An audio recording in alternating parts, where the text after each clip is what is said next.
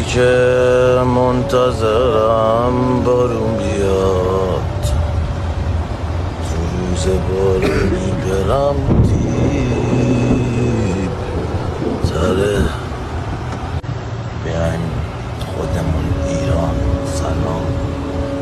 سلام تهرون، میبینمتون کف تهرون.